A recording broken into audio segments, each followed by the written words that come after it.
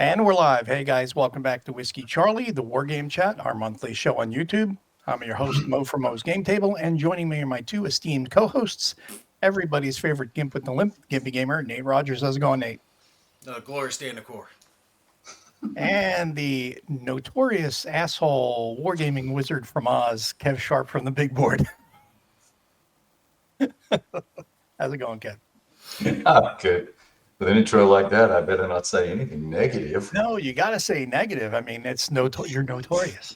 I'm notorious. My camera's all wonky today because my regular camera won't work, so I'm having to use the one in StreamYard, so it like blanks out with the weird screen, so my head's going in and out, which is weird.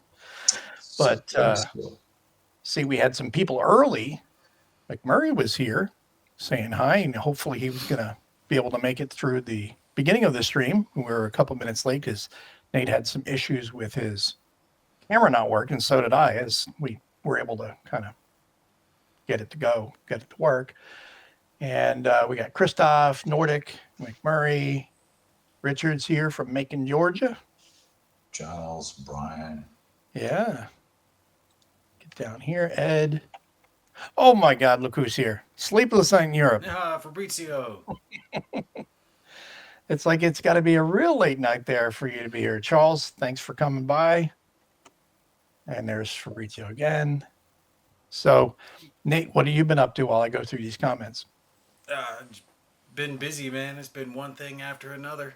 Little boy's birthday was just a few days ago. So that kept us occupied. He turned the big 1-0, so he's 10 now. And seems like I mentioned to you guys previously, publishers always come to you all at the same time when they want reviews. You go a couple of months, nobody's reaching out for anything, and then 1 week you'll get like 10 requests all at once. It's like, yeah, you guys just have to, wait now.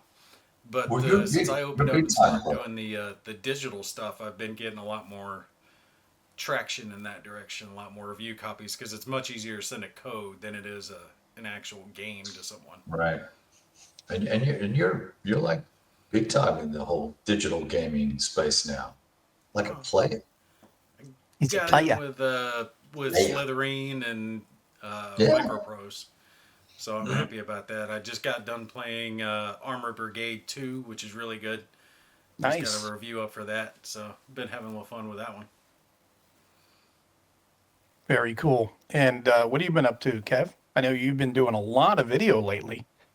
You had Last Campbell, and then you had the latest with the Brook, and now you're working on another one. Yeah, the Pratson from Clueless Publishing. No, I don't know, what's it called? Canvas Temple Publishing. Very interesting game. We can maybe talk about that later, because let's start out on a positive note. And I've been playing. Spoiler alert! Yeah, spoiler that alert. game's gonna suck. Yeah, I've been playing GMT's Barbarossa, and some of that. I'm playing a very cool play by email game, which I don't know how involved you are in it, Mo, because I know you're in it a little bit. Which one? But that one, yeah. Yeah, the Singapore game, Fall of Singapore, I think it's called, or something like that. So that's kind of fun. And I got my RDM 44 game. I think we started in June. So we've been getting a turn a week done on that, but not playing every week. So, but I'm playing some bad guys in that one. So that's about it. That's all. Very nice. Well, the one that I'm really interested in, I'm hoping, as Ed had mentioned, the Steam fall sale starts tomorrow, and I'm hoping that maybe Micropros will put that game on sale. Which one? Armor Brigade 2. No, not Armor Brigade 2. The other one that Nate has been talking about, the naval one. No, naval one. Oh, Sea Power. That's the one. Yeah, they've been updating the hell out of game, and Sea Power is actually quite good. So if you're into naval combat, if like Cold Waters, I think you played Cold Waters. We talked about that one before, the submarine game. If you like Cold Waters, it's like Cold Waters taken to the next level, because it's not just submarines. Surface warships, aircraft carriers, destroyers, cruisers. Then you've got planes. There's some ground vehicles, but they're just kind of tangential to what's going on. Yeah. But if you don't know what you're doing, you're going to do very badly. Like I hadn't cut on my radar, in the first time I was trying it. So the MiGs were coming in and just blowing my destroyers out of the water. Where you coming from? Yeah, I God. was like, they're not firing back. Like my guys were firing, but they were missing everything. Yeah. Right. But Wow. yeah, Sea Power is excellent. It does cost a bit. It's what, 49? Yeah, it's like $50, I think, right Yeah. now, and it's only an early release too. Yeah. So I mean, it's worth it. There's a lot of gameplay Mhm. to it though. Yeah, So How it's many aimed that hours? way. Like, is this a 100-hour game? You think you would play? You think you put 100 into it? oh yeah, you could easily put 100 hours into it. Plus, I it's got got 40 the or 50 mission hours editor. in. Yeah, with the editor that'll add, but I got 40 or 50 hours in cold water is easy. Yeah. Oh, and Cold Waters is phenomenal. I mean, Yeah, now in this one you do surface, subsurface, right? yeah, Now, are you in control of groups or are you in control of individual subs and individual ships? both. You can take control Oh, and like hell actually yeah. do the WASD thing and steer the ship. Same with the submarines, or you can give like plots coordinates to your Mhm. group, so your naval group will move forward. One of the missions I remember I showed the video of. I had my naval group, so it was a battleship with a few cruisers and some destroyers, and I was trying to take out a Russian carrier that had its own naval group, but I had to deal with little islands that had missiles and everything on them. So it was figuring out how to control the group. I accidentally ran them aground and then couldn't get turned around. It's not easy. It leans heavier into simulation than it does arcade. So it takes a little bit. There's a lot of hotkeys you got to figure out before you can really get into that one. But it's Well, worth that it. was the fun thing I thought with Cold Waters because Cold Waters was sim light. It wasn't simulation, but it wasn't arcadey. But I it mean, was it accessible. definitely it was very accessible. It was very accessible, but it helps if you understand submarine warfare a little bit better. The thing I didn't like about was as you're moving around the big map, you're moving your sub around to try to get to different missions they give you and things like that. It made it harder.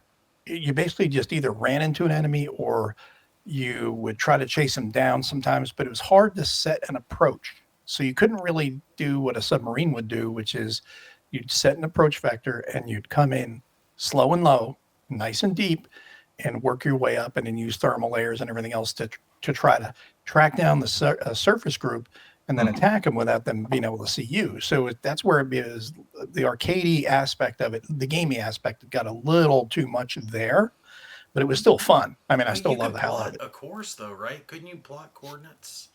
Oh no, you could do the coordinates, but you couldn't do the approach. So like I couldn't approach from like maybe 50,000 yards or 75,000 yards out where I knew they were. I was getting a contact and I could work my way in. Every time you did, you were of like 30, 40,000 yards away, which is really close. They can pretty much get a beat on you, just like you can get a beat on them very quickly. They wanted to get you right into the action. I wanted to take a little bit more of the stealth approach and try to work my way in without being caught. And then if you do the China one, which is like set in the year 2000, the Chinese, the South China Sea campaign, you're in a sea wolf, so you're pretty much a hole in the water. You're going to be real hard to find, and they can still find you pretty easy. Which I was just like, I'm going 3 miles an hour or 3 knots. I mean, I'm barely moving. I shouldn't be Right. caught. I'm at 900 feet and I'm at 3 knots. I shouldn't be found at all. And then you've got a strong layer, so it should be difficult. And that was doing it without even dipping sonar, things like that. They were just finding me with their surface contacts. So Well, Yeah. I sea was just like, That's power, it. it leans more into simulation when it comes to like the Mm, submarine battle. I remember one scenario I played. It was sub versus sub, so my sub versus a Russian sub, and I'm trying to track it, and I'm getting just a bit of noise, like a ping here, a ping there, and of course I'm doing slow, so I'm not cavitating in the water, going deeper, floating along that layer.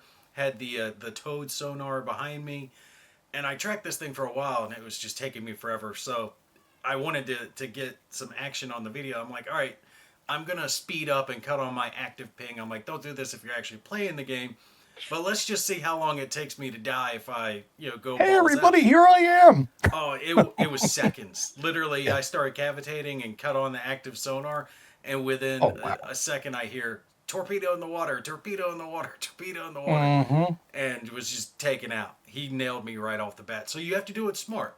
You have to do it slow. You have to track him, finally figure out where he's at, get your solution, and then fire. I think he was going up and down across that layer. Yeah, Because I would that's get what you a do. yeah, I'd get a hit here, and then he'd be gone, and I would go back up above the layer, and I'd get another hit, and then it'd be gone. So I think he was kind of floating it back and forth, which Well, is that's good to why I see was the AI doing that. That's why I was asking you, can you control your total array and stuff like that? Because what happens is when you see where the thermal is, and there may actually be more than one, but if you get to that strong thermal layer, you can cruise right on top of it, and your towed array is going to be underneath you below the layer. So you're listening with your passive sonar above, and then you're also listening with your towed array below. So you're getting the best of both worlds at So you that gotta point. go And that's how you slow can enough track. so it falls down beneath that layer. Yeah, yeah, and it should go beneath that layer unless they don't model that in a game. That's what I was asking you. Did it do stuff like that? Because that's an old tactic that they used to use too. I mean, Well, they still do, but it depends. Depending on what type of sonar you were using, if you weren't active, then it wouldn't allow you to go fast enough to cause cavitation. So the higher you got in the water, the slower you went to keep from making the bubbles. well, yeah, that's just the law of what's the word I'm looking for? It's the pressure. The lower you go, the faster you can move because the pressure is greater, so you're not going to cavitate. You get up higher, you spin faster. It's going to create all those bubbles. That's going to create your cavitation. Less That's how you're going to be bubbly. hurt. It's Yeah. bubbly.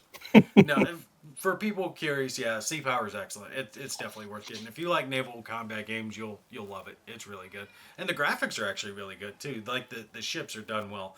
The the terrain, like the islands, look very basic, but you would expect that. Yeah, nice. And did everybody download and play the latest last 6 days in Fallujah? I have not had a chance yet. No, I've yeah. got like 5 digital games that I've got to review right now. I've got a couple more from Microprose. I've got another one from Slytherin, the ICBM Escalation. Really? Yeah, they just sent me that one. They have the Ukraine expansion yet? No, no. But I just started poking around at that last night, and then I got that Broken but Not Forgotten, or I forget the exact name of it. It's the World War II version of XCOM. Okay. Is what they did. That's another one from Microprose. So is that the one I just mentioned, and then they've got another post-apocalyptic one that they just sent me. So I've had so many games, I haven't had a chance to actually play the ones that I wanted to play. So it's kind of turning into similar to like board games.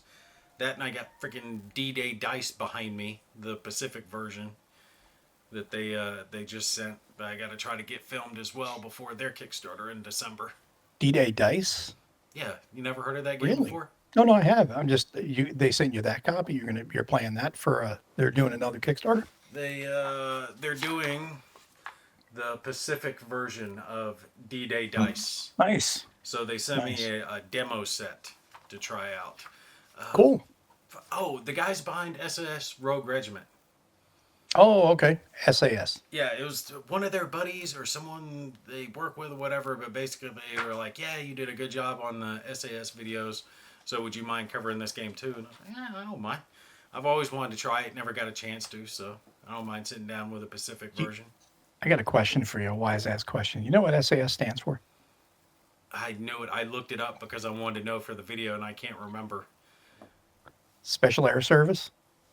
It's a Is that what it precursor said? to the United States Delta Force. That's what Beckwith built Delta Force off of, was the British SAS. Yeah, but they've been around since World War II, right? Yes. Same time frame as like the SEALs. No, SEALs didn't come into existence. That was Vietnam. UDT first, and then they became SEALs, SEALs it was in Vietnam. 1963 they became the SEALs, but they were UDT rather back in Yeah. World War II. Yeah. And then, as Christoph says, SBS is a special boat service. That is the British version of the Navy SEAls. Special boats. We've got that. We call it SWIC. No. They're the special boat warfare service is boat like thing? SEAls. The SWICs are the guys that get them in and out. Those Yeah, are the taxi guys. but the SEAls, it's kind of like SOAR. The SOAR guys are the guys who fly them in. Those are the pilots that are insanely talented. They can they can put one wheel on the roof of a building of a big Chinook. They can land one wheel there so you can get people on and off a helo, and then they get out of there. I mean, these guys are insanely talented. Plus, they're quiet. No, they're still not My Marines. my my builder was a saw pilot, but not Really kilos. He did aircraft. nice, Yeah. nice.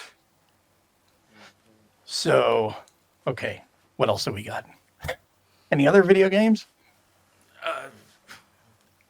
Video games. Let's see, which ones haven't I covered? I will make sure I touch more on Armor Brigade while we're talking about the video game ones. If you played Armor Brigade 1, the second one's going to feel very, very familiar. And it's kind of like Combat Mission in my review talking about it. You know how there's multiple versions of Combat Mission? Mm-hmm. Right? There's the Delta, there's World War II, the Italian front, all that thing. But they all operate off the same skeletal structure. It's all the same core game with different eras and units being involved. Armor Brigade 2 is kind of going that same route. It doesn't improve things like graphics, so you're not getting a new looking game, you're getting an improved game. So it's improved like radio communications or artillery support or how infantry fight, the small unit action.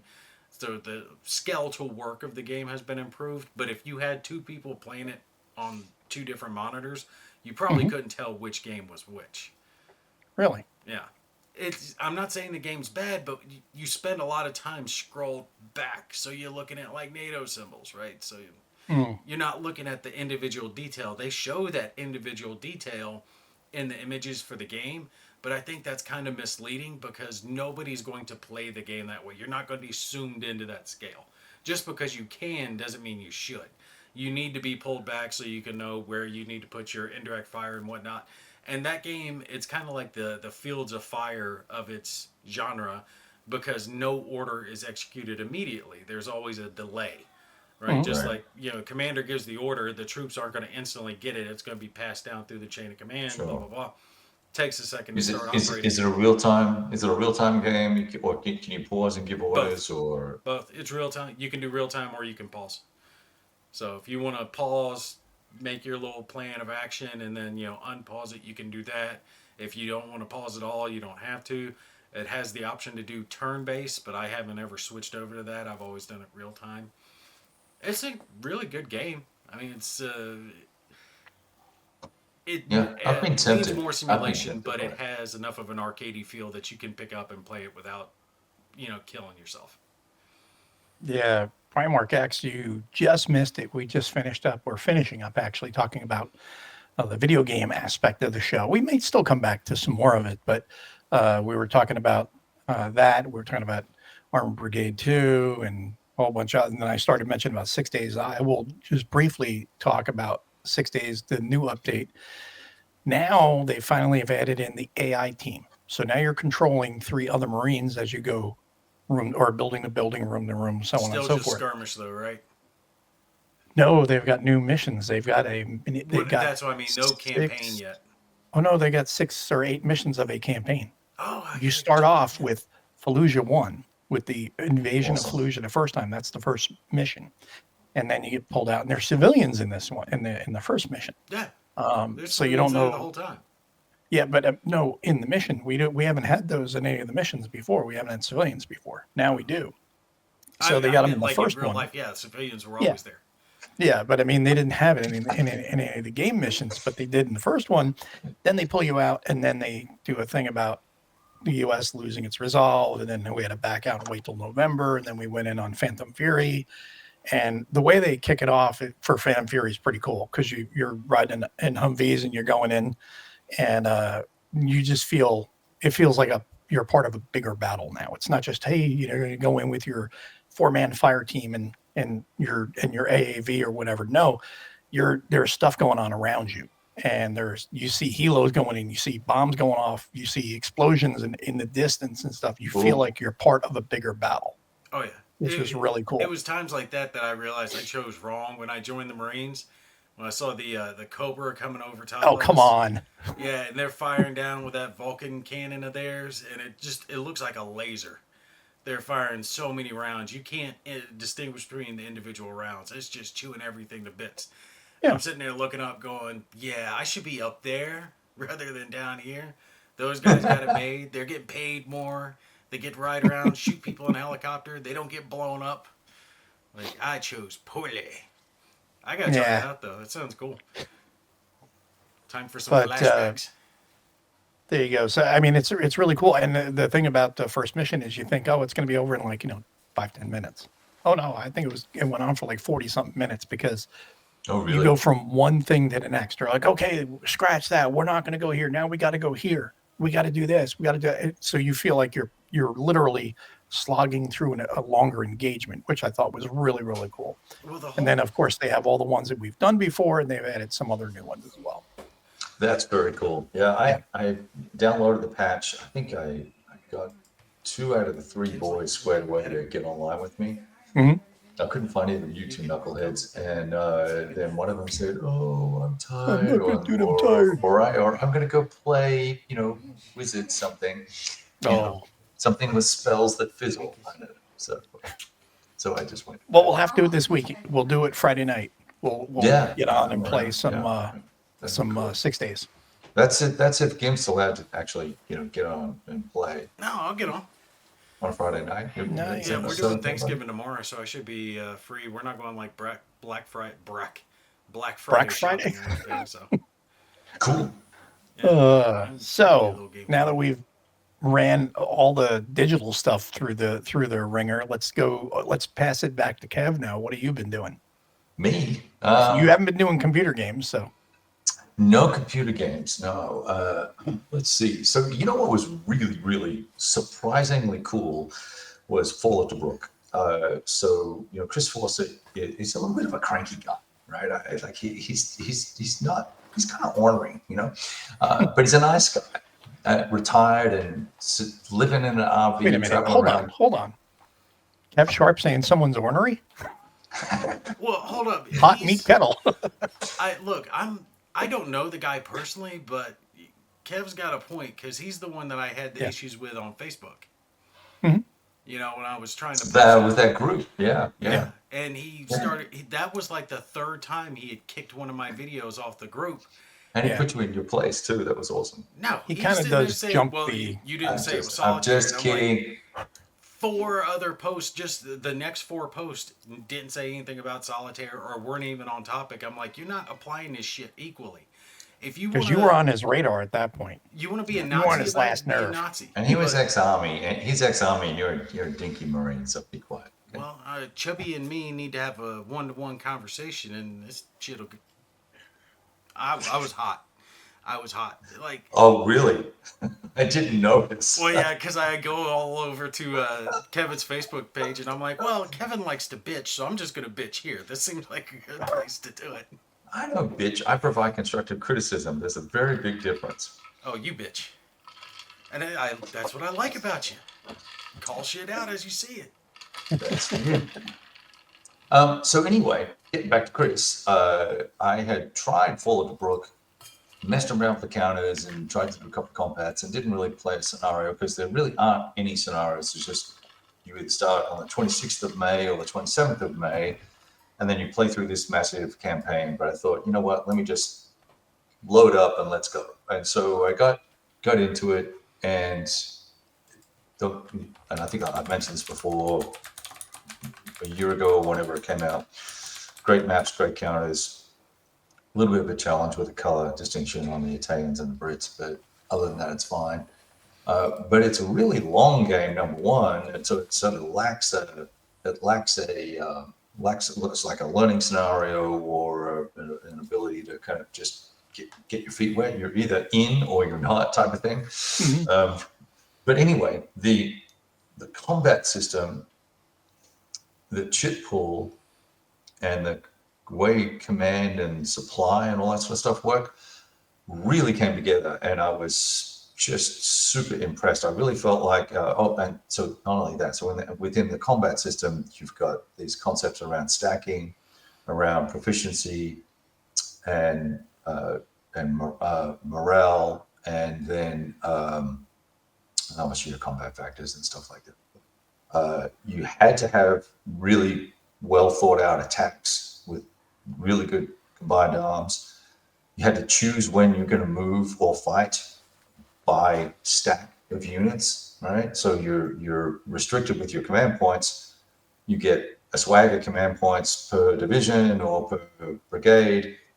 You got to choose which stacks you're going to activate. So the downside is you tend to stack a lot of units and you end up with, maybe what I would call mega stacks, right? So you might have 4 or 5 counters stacked up, but super, super cool in the way that the combat all worked. It's basically Herman Luttman's combat system, updated it and adapted to World War II with an integrated air war and artillery resolution built into that same CRT. So you're looking at one table to solve all your combats, and then you'll roll off that.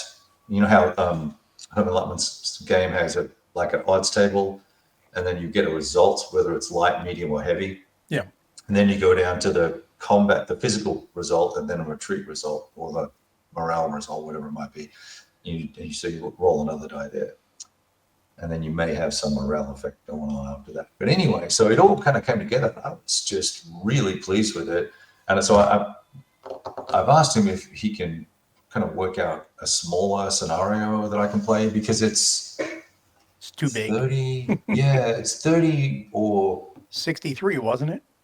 Yeah, 63 turns, 34 days or something like that. There's 2 turns at AM and a PM per day, and then there's a dawn and a dusk sort of admin activities. You've got to do a full air war in it, which I didn't really touch because it just added 150 counters I didn't need to dick with.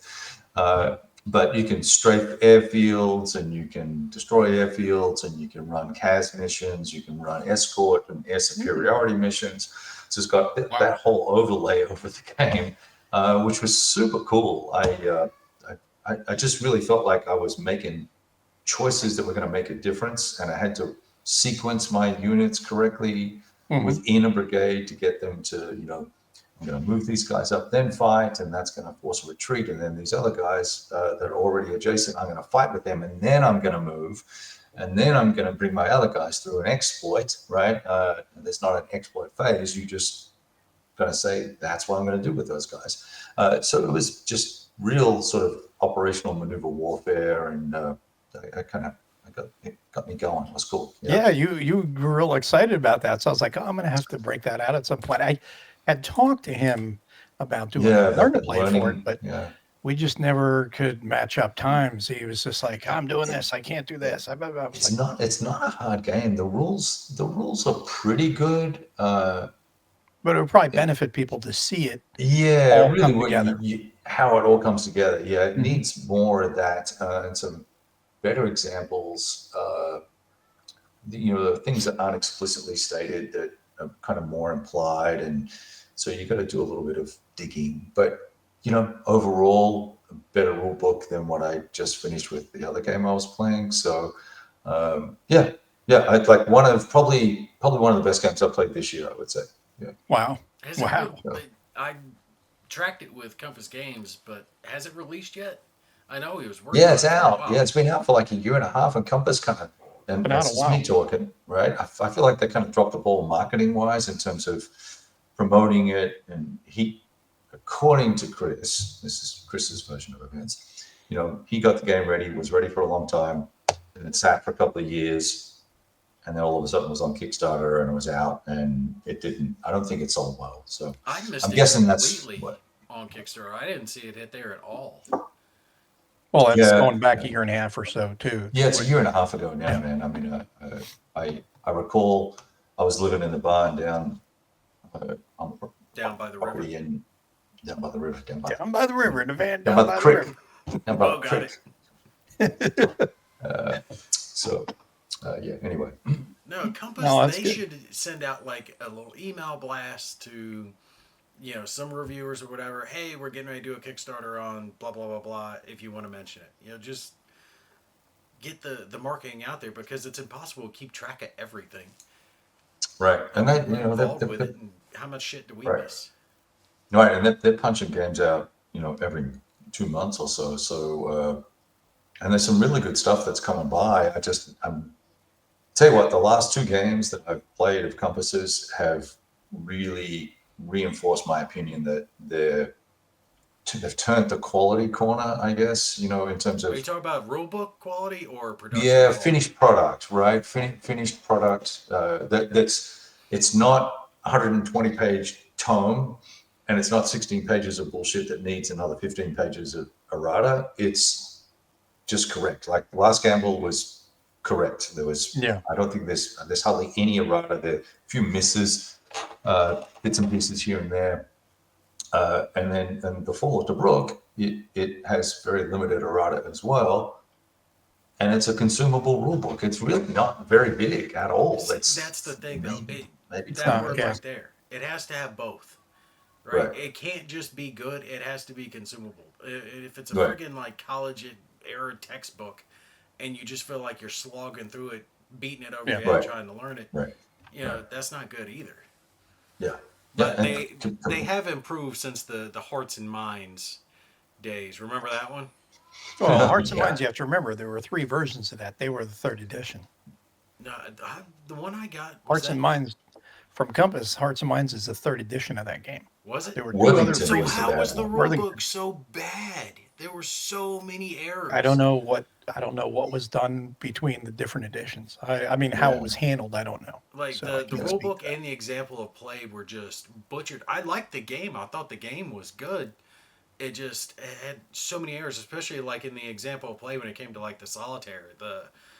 It was listing down the number of cards that you had to have in each different type of deck, and it was messing up the number of cards. And I'm like, look, I've got 18 cards, but it says I'm supposed to have 20, and then below it says I'm supposed to have 15. Like, what are you talking about?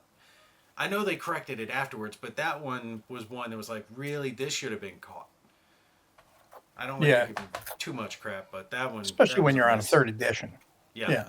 Especially if you are on that 3rd edition, yeah. Well, not them. The first 2, I believe, were Worthington, and then the 3rd edition was Compass. Well, by so the 3rd edition, it should be by the 3rd now. edition. Yeah, I mean the design team should have gotten it tighter by the 3rd edition.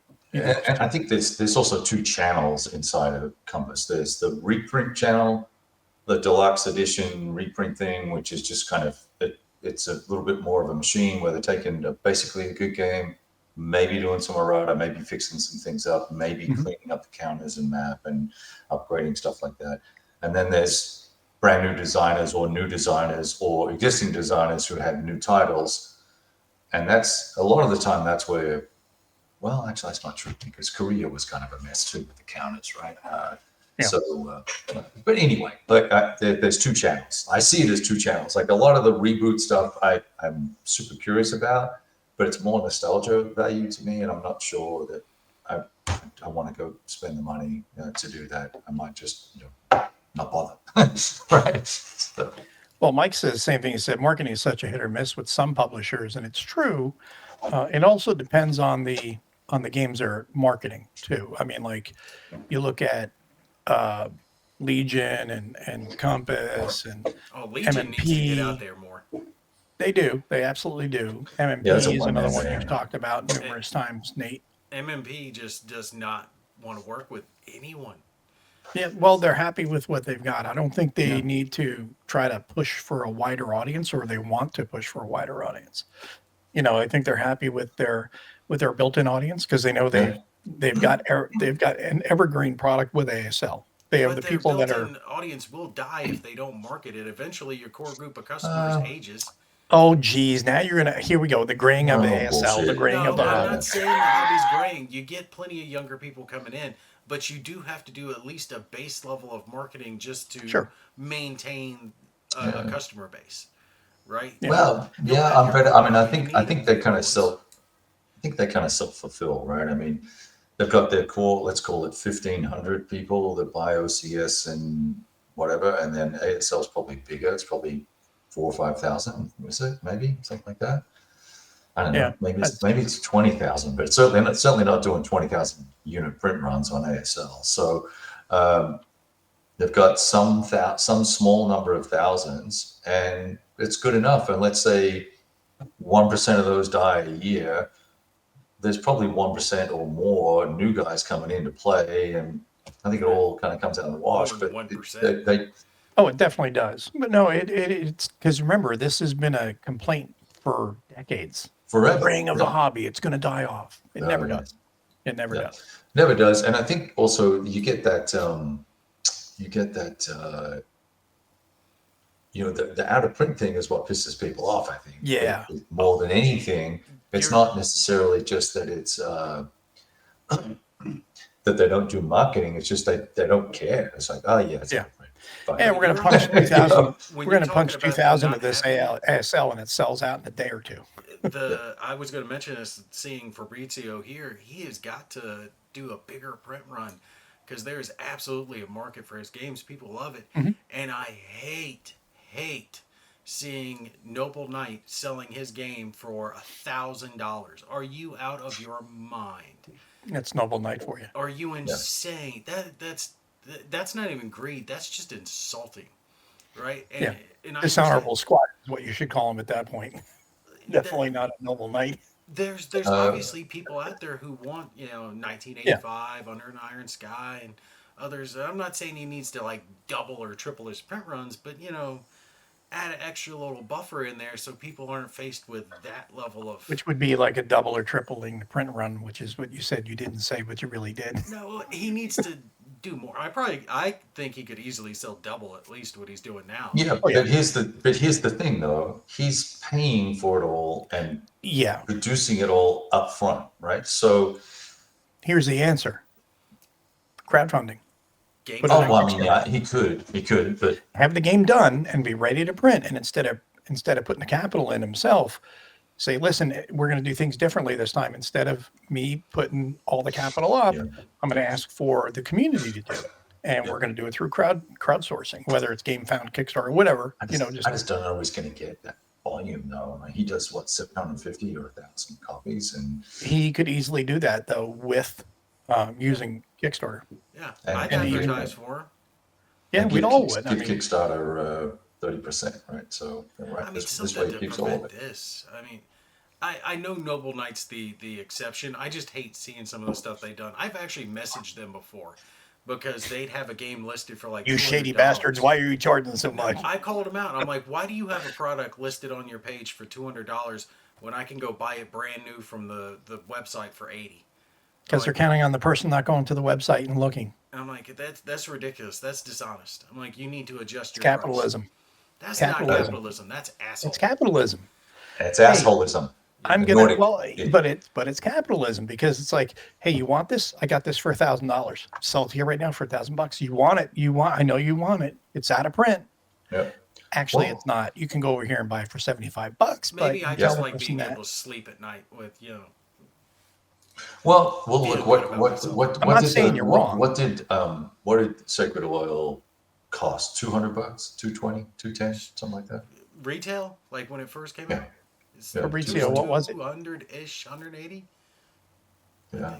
Yeah, So I I mean, think it was I've got a second copy, right? Because he gave me a copy. I'm going to sell it for $300. I'm not going to feel bad about it. No, I think $300 is a perfectly reasonable markup. I'm wringing my hands, clutching my pearls. Okay, $400. No, $400 be about the top end. Yeah, but so my point about this stuff being out of print, coming back to MMP, and I think some dude here said MMP's a destination, not a publishing company. I would probably disagree with that, but whatever. I took some pictures today, and I was going to sell some of my BCS titles. I was looking up the prices online. I thought I was going to put them up for like $70 or whatever. No, they're probably like double whatever. that. They're $150, $160 a pop. And Yeah. I was like, this game's just not really worth that much money. I wouldn't pay that. But people, Well, I got like people Brazen will pay. Chariots that I'm gonna sell, and that's going for like 140, 150 bucks. Yeah, It's like, yeah. okay, that's what the market is. That's what the is market is. It is what going. it is. Yeah. Right? Yeah. Yeah, and, But I'm not it gonna is charge Christmas 1,000. time. He is right. Christmas time prices fluctuate a little bit, but I hate it. Right. I had the opposite of Kevin. Some of the games I was looking up, I was seeing on eBay for like 20, and I'm like, seriously, like that's the problem I'm gonna run into. I don't want the low cost ones, but I don't want to sell my good ones. I've got a few I know that I could sell for a chunk, but I don't want to get rid of them. Leathernecks. I've got Leathernecks and the expansion for it. The expansion is unopened. And I know I could make a penny off of that one, but I refuse to sell it. You can't find that thing anywhere. Well, No, you Nordic can't. says he's never heard or seen one of your rants. The floor is yours after Kev's done. Epic rant time. So, I usually do my rants in like a video if someone pisses me off. yeah. Okay. Yeah, because the last thing I want to do is sit here and listen to you rant. As a sidebar, there was a company I bought something from off of eBay, and they listed their Here product we down go. as new, and they didn't. They sent me an open boxed item, and I was Yeah. pissed off about it. So I returned it and I called them out on it. I'm like, you cannot sell an open boxed item as new. That's wrong. You're lying to people. And they started getting into me, and I had taken pictures of their listing, and they went back and they changed their listing, and they changed a few other listings to just say the word used on it. And I'm like, you're going back and changing your listing and lying about it. You think I didn't take pictures of it originally? And we got in a whole huge argument. They ended up blocking me. They fought the negative review that I gave them off of eBay. And I'm like, okay, if you want to do it that way, then I'll just make a video about you. And I put up their name, Chaos Arc. Never buy Chaos Arc off of eBay. They'll lie and cheat and steal you. But I was like, screw it. I'll do a couple of videos on these guys, see if I can cost them enough business, because screw them. That's where I rant. I don't rant here. Here's No, he happy does. times. You do. You do. We You all just rant did. from time to time. You just did. Exactly. I gave a story. I gave an example. That wasn't a rant. If I was ranting, I'd be a lot madder. And Nordic says he's got Brazen Chariots, but his counters are clipped like an amateur as of his first game he clipped. Not overly bad, though. Oops. Yeah, and look, and I'm selling these games not because I don't like them. I'm selling them because I'm done with them. I've played all of them multiple times, and I have a closet in my bathroom that's supposed to be for linens that is full of like 150 games that I need to get rid of. Not that there's any pressure here from anyone for that to happen, but I need to get rid of I some stuff. like that, Stuka Joe. Noble knife. Yeah, job, that's Stuka. good. Love it. No, you got So, kids, man. That's their inheritance right there. You sell that shit and tuck it to the side for them. They're waiting. I sell that shit and buy more games is what I do. I'm catching up on the chat. I'm a little behind. Nordic was saying, "Oh, here we go. I got Gimpy wound up. He's going to get going." But yeah, no, I'm running. I'm literally running out of space. Yeah, same in here. the house that we're in now. So I'm gonna have to make some room, and I'm just gonna be like, you know what? I got a Harcourt. I think that'll probably be smaller, easier for me to check out BCS. Yep. So I'm just gonna move out things that I already have something else that I can use whenever I get around to BCS. Yep. And I kind of go back and forth on wanting to learn BCS. It sounds cool, but at the same time, I'm like, because I know OCS. I have one or two OCS titles. I know I got Korea. I can't remember if I got something else. They've I'm got going to three, keep Korea. right? OCS, BCS, and SCS, right? Yeah, and TCS. they have I TCS haven't also. even heard Yeah, of TCS. that's Platoon tactical Scout. combat. You love it. Yeah. They got 2 Marine modules. Trump Yeah. craziness syndrome. No, it's TDS. But no, the TCS is that's tactical combat system. That is where you draw up battle plans and all that stuff. So I've not yet dug into it. I've looked at it a couple times. I've just not sat down with it yet. And it does look really, really cool. Kev's done several videos on it, talked about it quite often. Yeah. And he loves it. So it's definitely something to check out. VCS. Do you know VCS? Italian combat. Yeah, that's not really. I mean, I haven't heard that one either. See, that's Kinda- what I'm talking kinda, about. sorta. No publicity, no marketing. They need to get out there. They need to Who? talk. I've always said it. I told you that. MMP? Yeah, MMP. They need to have someone. you're really hammering this tonight. I mentioned We that wanted to them to you spin up more into a than rant. once. Here we go. Or I mentioned you to them, rather. Excuse me. Flip side of that. Because I told you my buddy works for MMP. And I've told him more than once. I was like, you really should talk to my boy Kev. He plays the games all the time. He's filming them all the time. You guys should be endorsing him. And he's put in the word, but the powers that be there just do not want it. So Put a word in. Yeah, we know that. no, my buddy, he owns my local game shop that I go to all the time. Right. So I was Well, they don't play nice. They don't play nice with distribution either. So that's a thing. I just And think Mark, it it's was great meeting you too. Yeah, Sorry. Oh yeah, you guys went to the Compass Expo thingy. Mo did. Yep. Yeah, you need to give us a rundown on that in a sec. I've got 32 videos on TCS on my channel. 32. Damn. Yeah, yeah. How was it with the Bills? Billy, Yeah. and That was That was Bill. Expo was great. I mean, it was a lot of fun. There was a lot of great gaming going on. They had a giant. Kev would have loved this. A giant version of the Last Gamble there. The counters were like acrylic blocks that had stickers on them. They were like white, opaque acrylic blocks that had stickers on them. Oh, that's That was so. It was really nice, especially if when you're looking across the giant map. It was you can see everything, I'm and assuming it was it an was pretty impressive. ongoing game. Yeah, that went on. They had the same group there pretty much the entire weekend playing it. And I was like, I kind of wanted to dip into it, but I was like, no, this is going to be, I could see right away that this was an entire weekend thing for these people. And I was like, I'm not going to cut in for a couple hours. That kind of would be foolish. So I let Rich do his thing because he was running it. Danny wasn't there. Rich was running it the whole time. Rich Hoffman, the guy I worked with on the Learn to Play videos for that. Oh, yeah. And yeah. that was, he did a great job with teaching that. John Southard was there. He was teaching Grant, and he was also teaching Carrier, or Carrier Battles Philippine C. What's John Southard like? He's a nice guy. I did not get a chance to talk to him. I went to chat with him, said, hey, how's it going, John? He shook my hand and was shaking all these other people's hand at the same time. I was like, everybody's pulling him in 4 different directions. I was like, I'll catch him later. And later I didn't get to see him. He was gone. I don't know if he had left at that point or what, but he might have just come in for the day and then took off. So we were doing, it was doing that. And then there's a new game that literally Greg just thought up a few weeks before. I'm assuming you mean Smith. Cubs Expo. Of course. Correct, Yeah. yes. Yeah. The cyborg of game design, and it was a rifle team or a rifle platoon. And I said to him, "Oh yeah," he just it's really cool. It's about D-Day, the D-Day invasion. I was like, "Yeah, well, you need Marines too." So I texted him. I was like, "You need Marines too." So he texted me back a little while later. He's like, "Okay, here you go. I got your Marines set up." So he did. He created like a Marine rifle team and all that stuff. Rifle platoon. Is it kind of like ambush? It's different. It's really cool because I think it's going to be very accessible to people. It's basically you have a sheet with your squads on it. You have 3 squads. You have your platoon leader.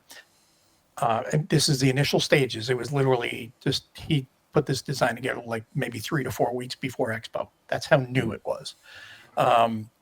What you do is you sit down and you pull tiles. It's like a 5x5 grid, a 5x6 grid, I think it is, of hexes all in rows. You draw tiles and you put them in place. You just randomly put them out on the board. You create a new map each time. You start at the bottom, the enemies or the objective is at the top, and you work your way across. And you have to coordinate fires, and depending on where your units are based on where your platoon leader is, you got to send runners back and forth along the line to be able to pass, information along, because this is World War II. Not everybody has radios. So you can't have that ease of communication that you can have in today's modern military. So you work your way across, and he gives me the first mission he gives me. He goes afterwards. He goes, "Yeah, I really probably shouldn't have done this to you, but I did anyway." He had me taking on 3 pillboxes along the top, and I was like, "Okay, yeah, this is brutal. It's going to be fun though." But I brought a Zippo with me, so I was all excited. They used a flamethrower and to take it out, but I got, pretty depleted by the time we got to the end of the mission, but I did take out the 3 pillboxes, won the mission. We learned a lot of things from playing through it. And I was like, so excited about the game afterwards. I sat down and just like wrote like 2 pages front and back and notes, ideas and things like that for him. And the next day I says, "Hey, I got some ideas for it." I pulled out my notebook and I showed him. He just threw his head back laughing. He's like, "You're out of control, dude." He goes, "You just played it one time and look at all these ideas you got." And then he was reading them going, "Wow, that's a really good idea. We could do this. Yeah, that's a good idea too." He was excited about it too. So it was neat to get the feedback, I think, and get someone else's excitement over it when it's just a brand new idea, that you just come up with. Yeah. And I said to him, "You could make this, very easily. This could be Rifle Platoon Normandy, Rifle Platoon Iwo Jima, Rifle Platoon Stalingrad, whatever. You can put anything on it you want." Yeah, And Africa, all sorts of places. Africa, yeah, you can even bring it into Vietnam, Korea, Vietnam, modern. It could be. It's endless the possibilities. And it's basically, I said, this could be like Compass's very condensed version of Warfighter, but Right. So a you're lot not going more. across a map? You're going across a map. You're not going across cards like you do in Warfighter. You're going across a map that you create at the beginning of it by Hexes, pulling tiles. area, square, what? Hexes. They're all hexes, but you put tiles on them. That's Right. how he has it designed right now. You, Tiles. you don't you don't get to find bazooka ammo cache right next to the bunker you're about to blow up, like in Black. No, none of that stuff. There's none of that. Oh, look at the perk I just got. Look at my. Oh my I gosh! just got a I care found this package. ammo here. I got my I kill didn't streak. see Look at that. it. Yeah, it's like Whoa! now. So you basically you fight what you brung, and you better your guys are going to get depleted. They're gonna start breaking and things like that, which is pretty cool. And you will run out of ammo. You have satchel charges. You got grenades. You've got mortars, things like that that you can use. And I even said to them, you have 3 platoons already. Add a 4th, and that'll be your heavy weapons platoon. You can add Yeah. that for Yeah.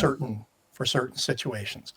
And I said, there's a lot of ideas you can do with this. You can make the tiles double sided, and one side's A, one side's B, and you can just say, for this scenario, as you pull them out, use only the A side tiles. Use the B side tiles, Right. or alternate by rows. A's, B's, A's, B's. Or suffer an artillery barrage, and then you flip the counter over, and it's got craters on it.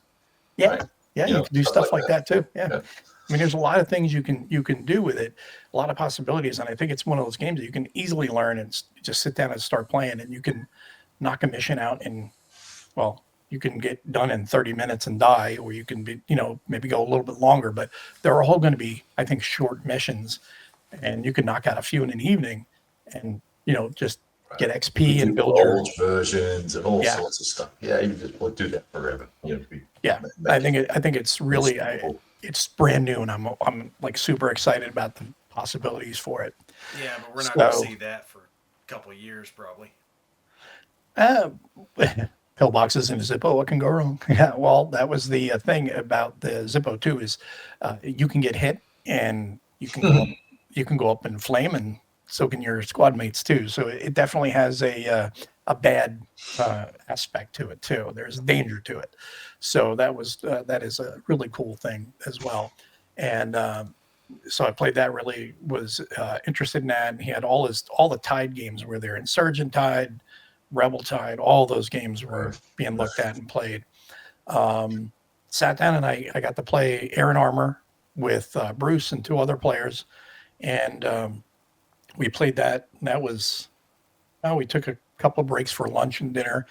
It probably went for about 9-10 hours, and it was I can't remember the name of the scenario now. It'll come back to me, but basically both sides of Pact and NATO are going across the map, and you want to take over you want to get through the center. You have to have more hexes than the other under your control. And the whole key is whoever controls Schweinfurt really is the linchpin for that road. So if you can control that and get in there, you're hard to root out of there. And as we were playing, I wasn't reading he says, I'll read the scenario thing. So I'm reading the scenario. Okay, this is what we got to do. Okay, boom. I ignored reading the rest of it where he says, oh, you got to get in the Schweinfurt first and stuff. So we were the Pact and he was NATO. Well, the one thing I was thinking, I also missed one other thing that he mentioned. And late in the game, I was like, okay, yeah, cool. He's moving. I can't believe he's doing this. I'm saying to my teammate, I'm like, I can't believe he's doing that. There was an empty hex, and then he had 4 units around that empty hex. I was like, really? You really want to do that, Bruce? He's like, yeah, why? I said, oh, no reason. Just, wanted to see if you're going to do this or not. And he's like, yeah, why? And I said, because I'm going to drop chem on you. And he's like, oh, no, you didn't hear what I said at the beginning. No chemical, no optional rolls. I was like, that was so perfect. He set it up, and I was like, I can't believe he did that. And then he said, oh, no chem. And I was like, okay, because I was going to just drop the chem on him right there, because I was like, that's going to contaminate all of them, and that's going to take 4 stacks out right there, even though probably only one of them has got has strength under it. Yeah, one sure. or 2 of them. Yeah.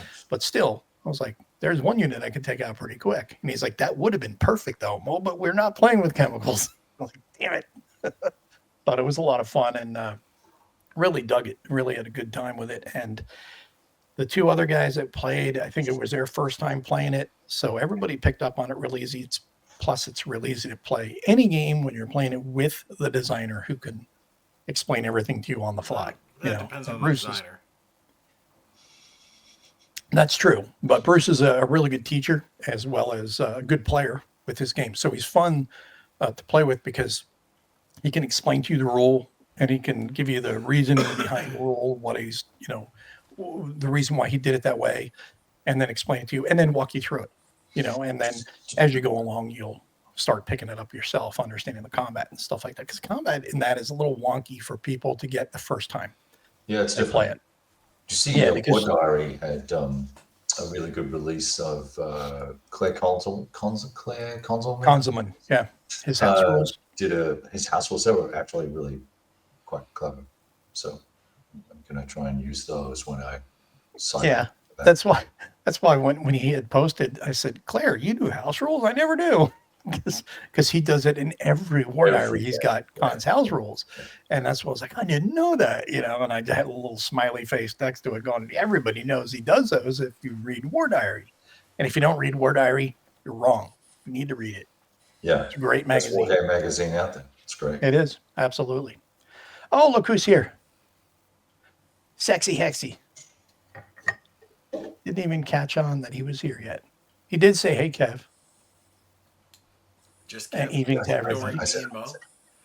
Well, he said, evening, gentlemen. Hey, Kev. So take from that what you will. That's accurate. We're gentlemen. And then Kev separately. Thank you. So we did that. Did And then, of course, they had new great stuff? sales. What's that? I got to ask. I'm curious. Did they have Contact Now there? Was that one coming out?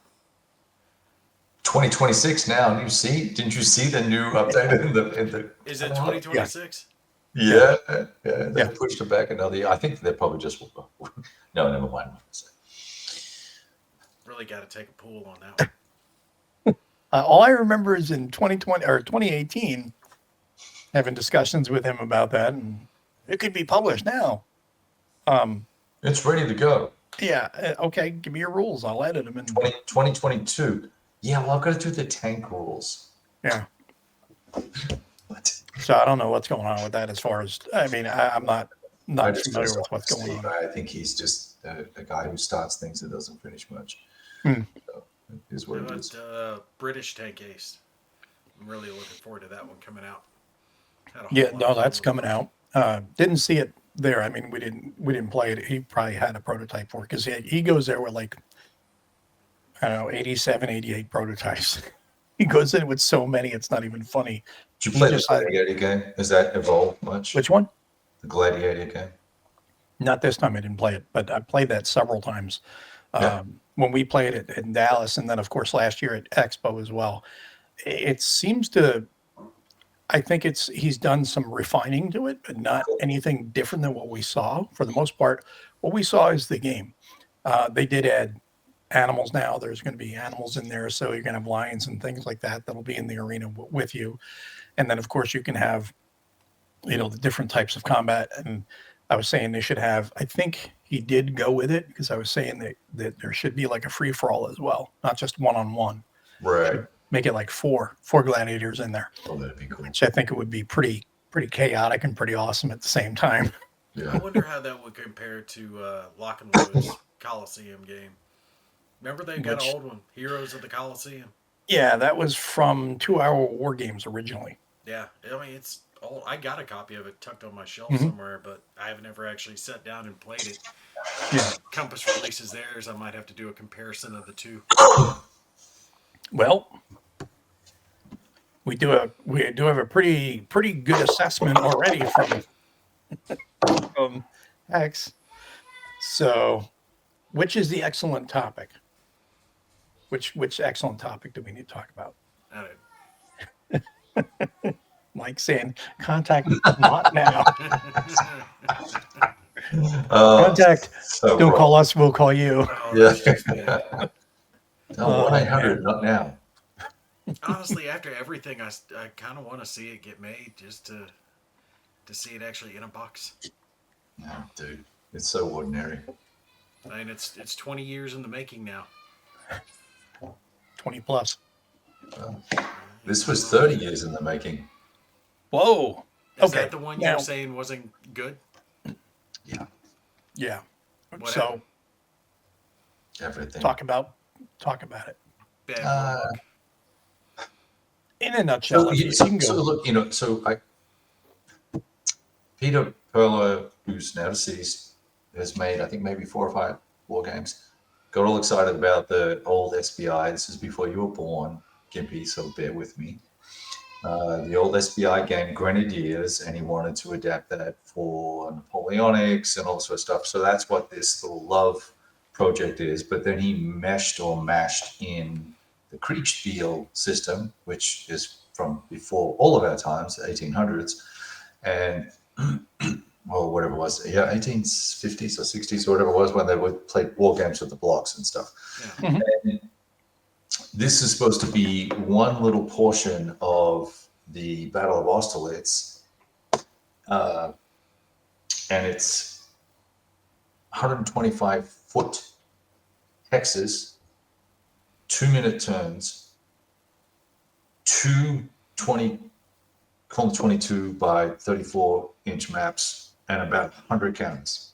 So I have absolutely no fucking idea what you're going to do across all that space, with basically 3 brigades per side. But nevertheless, you have 90 turns to do that in, which is 180 minutes, ostensibly. I was Like going to say, tell me it's not a 72-hour battle right? at 2 minutes And a turn. it's a shit show. It's 16 pages of just badness. I posted a whole bunch of little 1-minute videos because it kind of just got comical. The combat system is kind of interesting, but everything else around it, how it all works, every unit, every turn you want to move, you've got to roll a die. And if it says attack, you can either withdraw, hold, or attack. If it says attack, that unit has to move towards the enemy as fast as it can and attack. So there goes your agency as a player. You have no choice in the matter. If it's hold, which is an odd term to use, but hold, then you can move at your normal rate or your slow rate and approach the enemy. So And then hold means move. yeah, or stay. You have a choice. And so, you're shooting muskets 2 or 3 hexes because it's 125 feet, right?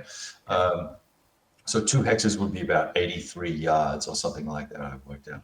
So, which is kind of like the range of a musket, effectively 100 yards. And this is fucking. And the scenario, so the first scenario I set up, you've got 20 turns to get 2 units off the board as the French are coming on. Their movement rate, if they move at their fastest rate, which you've got to move towards the enemy, so let's say it's half the rate, you get the normal movement rate. In 4 turns, you can be off the map and the game's over. So I was just sitting here like laughing, going, weird. Combat system, kind of interesting. The command system, kind of interesting. But there's this massive set of maps and no counters, and the artwork's horrible, and the rule book is a shit show. And just there you go. That's my review. Gave it a 3 on BGG. Who Wow. published it? I'm Clueless Publishing. Oh no, Canvas Temple Publishing. They're now going out of business, so we don't have to worry about them anymore. And that's kind of why I bought this, because it was one of 4 copies left, and I'd seen the Kickstarter. There is no way this is an $80 game. I paid $60 for it, and I feel like I just got ripped off. Right? Just great box art, and that's about the end of it. It's got very limited redeeming features other So than what? that. 2 maps, 1 sheet of counters, a rule book. One, yeah, a rule book, a player's aid, a very 8-page scenario book, and some demoralization bullshit chart, and that's it. Yeah, just Yeah, I mean, just stunning. Mm. that's sad, but I mean, I guess you Yeah, understand why they're going out of I, business. well, the guy who's running it has his own personal issues about why he's going out of business, but I kind of feel like it was Perla's swan song, and they just kind of wanted to get it done. It feels like it's not finished. Mark Herman chimed in and rewrote the close combat rules, and that's been added to the errata, which is errata and FAQ is 11 pages. Wow. So There almost are no another examples of rule book. play, no examples of play whatsoever in the game. No Damn. designer notes, no in within the rules. You got a new term. You got Pratzins. I got Pratzins. Yeah.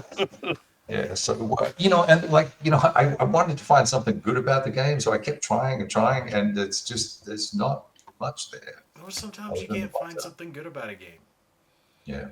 I Yeah. So there you go. There's It a, there's a, happens. there's a Kev rant for you. That's not a rant. That's just That's just factual stating opinion. the facts. Yeah. You're probably right. They probably kicked it out the door when they got it as close enough. They hit good enough and said, "Screw it."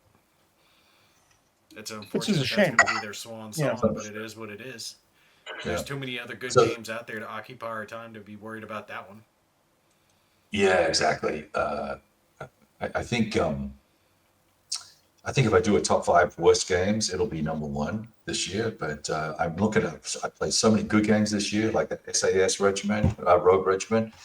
That was a great game this year. You So know, they're you almost done with their send that. campaign for Who, what? the expansion. Oh, I need to get that. I need to do Yeah, that. it's called Operation Gain. I did a quick update video on that one, but Nice. it's either ended or it's close to ending. But they're doing an expansion for it. Well worth getting. If you guys haven't got it, SAS Rogue Regiment is excellent, phenomenal. I love the game. It's probably my top for this year. Oh, really? Yeah, I wouldn't go that far, but it's a good game. Well, it's either that or Maladam, but I didn't I expect don't you to know what be that is. into, you know, Well, SAS. here's what I like about Rogue Regiment is that it's not just a smash and crash skirmish game, man on man game. You've got to use subtlety, and you've got to sneak around, and you've got to decide if you're going to knife the guy or shoot the guy, and then you got to go, rescue dudes or blow stuff up, You and got to hide the bodies. you got to hide the bodies, and it's super cheesy and very light, but it's narrative rich and it's fun. I mean, it's Yeah. just fun. The card mechanic, the way you basically set a timer for your explosives by putting the explosive card that Yes. far down on the deck, like, hey, I wanted to go it off, 10 turns from now, whatever, and you put the card there. I just think that's wholly thematic, and it works so well with the game. Yes. Someone is talking to him. I know I spoke to the publishers on this one of trying to come up with some house rules or an extra that's going to be added to basically have like the sticky sock from Oh, nice. Yeah. I'm brain farting the movie Saving Private Saving Ryan. Private Ryan. Yeah, so like if an enemy vehicle's driving by, your Sticky guy bombs. can hit it with the sticky sock, and then it drives around and blows up the road. But you're right, it's just cheesy fun. It's Commandos. It's Hollywood. It's a Hollywood movie. Yeah. But you still have to think, and it's very tactical in the way you approach it, which is what draws you in, because you really feel like you're down on the ground. And like I had said this as well, that it reminds me of when you guys were talking about it, the old computer game Commandos, which is exactly what you had to do with your commandos. You had to move them around. You had to be very stealthy, as the Germans were patrolling the area and stuff, and they had to take them out quietly, hide the body, the whole 9 yards. Same thing you got to do here with this, but this is like the board game version, which definitely sounds really interesting. So I've got to see if I can find a copy of that out. And Joe talks about Pratzen a little bit more. He says, good thing they didn't send a copy to Wayne Hansen. Yeah. Yeah, that one might have got chucked in the bin. Yeah, it might have got burned and thrown in the garbage. But Yeah, you know, and 44 Christoph hours said left. 44 hours, 19 minutes left in the Kickstarter. Yeah, I just tagged it, just got it. The now Mo, you can get both of them. I think. What is Allied Assault? What I bought? What you gave me? Get the black box. Get the black box. There's a black box version that Back in black. has the core game and all the expansions and all the stretch goals. Oh, okay. Well, that's what Mo needs. I need just the veteran version. Yeah, you just need the expansions. So And look, they're both like, oh, November 2025. Oof, Oh, that's a year away, dude. that's a year away. Yeah, time flies when you're old. it Yes, does. blinking. Okay. It does. It does. Time does fly. But I'm gonna try and take a look and see if anybody has a copy of it now for Black Friday, and see if I can get a copy of it now, rather than waiting a It was year on to get the whole Amazon thing. for like $60. Is it still there? I wonder. A lot of Let me people were asking me see. if they could buy it retail. Amazon had it there Hmm. for good price. I was surprised they were selling it that cheap. It was like $60, but that was the core set. $65. Yep. And they've got hot dogs and Jaeger and heavy metal expansions for $22 each. Yeah, only knocking This it is down $5. this expansion has aircraft. That is cool. Okay. Nice. It's Well, the black box version has the Typhoon in it, the British Typhoon. Mhm. So you can call in the airstrike. So you'll have the actual little cardboard cutout you can place on the board, and it'll go up and hit so many squares as it's going across the street. So you can call in the airstrike using that. Christoph said he had it on his table for a month straight, and it'll be back on Wow. his table Yeah. soon. Well, I do It's have one that I'm phenomenal. putting up on the table. I'm going to try to get on the table this weekend, and that is something totally different. Well, not totally different, but very different, which is Purple Haze. So I'm going to try to see if I can get What is it? Purple Haze. So I'm going to try to get Oh, okay. Yeah, yeah, one yeah. or two of those things going, because I got that in, and I've just not sat down with it yet because I'm almost done now with all the video stuff that I got to get done. I've got one that I just have to wrap up for the next Learn to Play is going to be Grant, and that will be releasing next week. And then I'm waiting for the remainder of the edits from Bruce, and then Aaron Armour will be released. Those 60 videos will finally be released.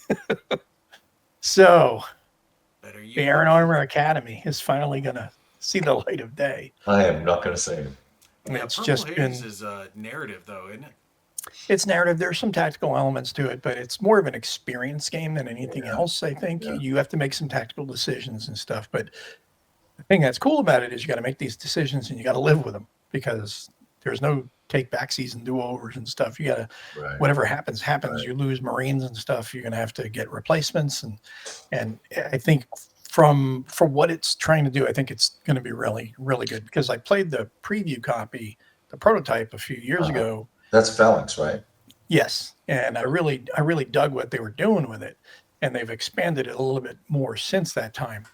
And I just thought it was really cool what they're aiming for. It's not, it has war game aspects to it, but it's more of it's almost like an RPG light kind of, Right. and a war game kind of mixed together. It's this weird blend, but I think it's going to be a really cool experience game.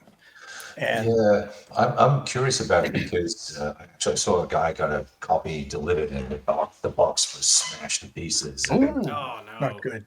yeah, I said to him, I said, look, I'll you ship it to me, I'll take it off your hands and you get your replacement copy, and I'll give him some money for it, so he's not out. But he's gonna try and get a replacement copy, and hopefully he will respond. I haven't looked to see if he responded actually. And speaking I will of have which, to be playing Mo, some Vietnam era music. I gotta say, thanks to you, this was my, I guess you could say, apology gift from Volca. Because remember last time we were talking about it, and I was like, yeah, they hate me. They hate me for getting it. Listen, They must have watched. first off, it's VUCA, Vuka. not VUCA. Those are some good VUCAs, let me tell you that. No, No, they Vuka, they yeah. did reach out, and we made peace and everything. Everything was good. just had missed touching base, and they're like, oh, since you like crossing the line so much, here's the next one in the series. So Yeah.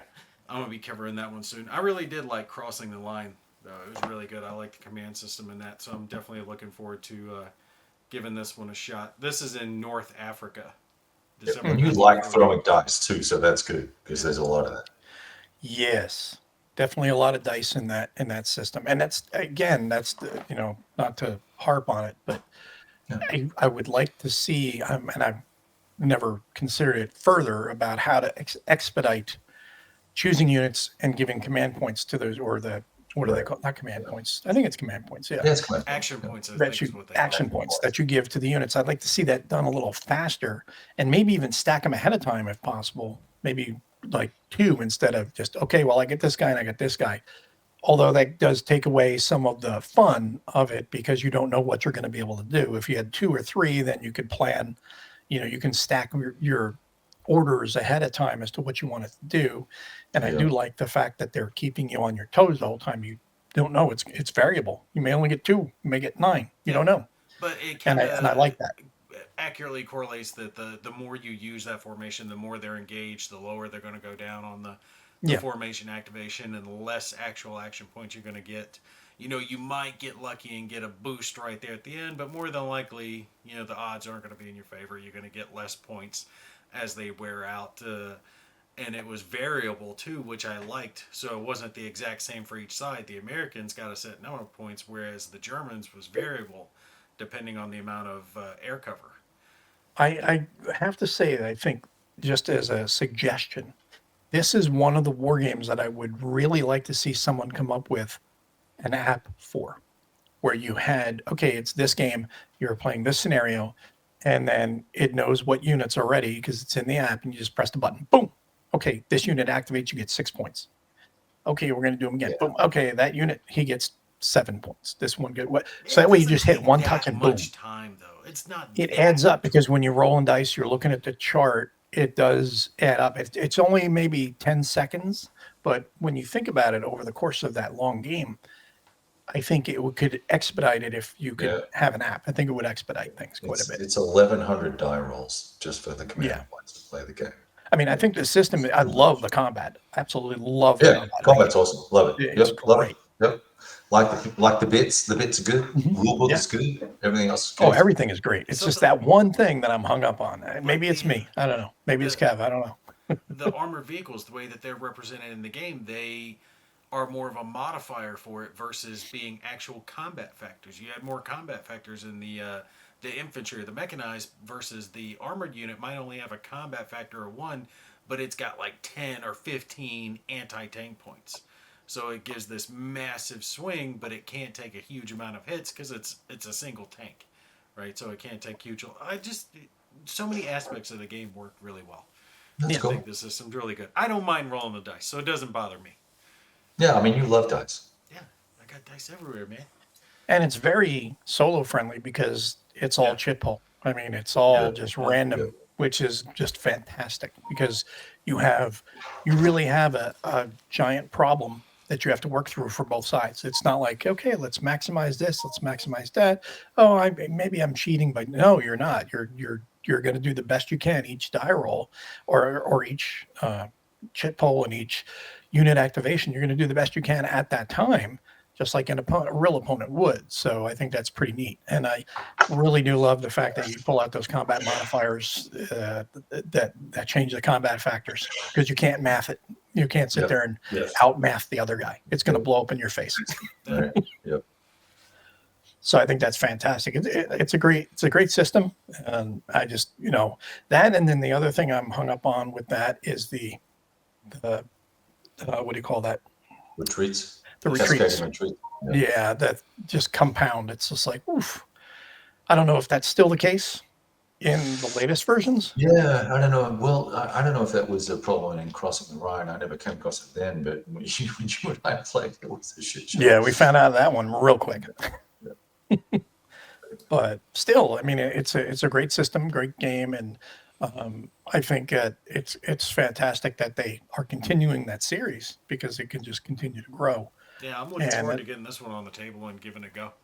Mhm. And VUCA just makes such great stuff. I mean, I'm super super impressed with both VUCA and Sound of Drums and Assault Games, which I just did the thing for Sicily, Jello Yeah, Assault Beachhead. Sicily 43. Did you crack Yeah, I that, or mean, did he send you a copy of he it? sent me a copy of it, and I was just like, wow, this is just. I mean, the first one was amazing. Yeah, I mean, the but he first game really was. stepped it up on this one. Yeah, well, that's because he, He listened. got together with Uva, and Uva already has that eye, just like VUCA does, and they know how to step it up. And they really just they took it another level up, and it was already high, on the quality scale. And now they've got Yeah, not only that, but they've significant got improvement. the Yeah, tray that you can put all your units in, so you don't have to yeah. worry about how you're, stacking your units because they're all the hex counters. I You love know, those trays. They were great. Oh, Yeah. it's fantastic. And I'm just super, super impressed and super happy that those two guys have hooked up, because Wolfgang and Uva, because I think it's just going to be Well, amazing for he that needed series. help. He was not heavy on the publishing end. Yeah. That was not his forte. And I tried to help him as much as I could, but I didn't know very much. That's not what I do. I review, Yeah. but I knew he had an excellent product on his hands.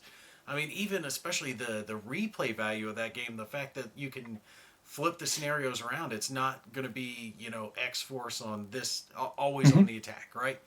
You can Yeah. flip it around, and then with the formation cards, you can have so much variability in what forces, because you can randomly draw those cards, you can select those cards, you can do it blind, so you don't know what you're going against. Oh, look, and even if you're playing it solo, right, you could blind draw the opponent cards and not know if you're going to run into an armored Hmm. division or Hmm. infantry, artillery. What? There's so many ways to play that game, and it's really well done.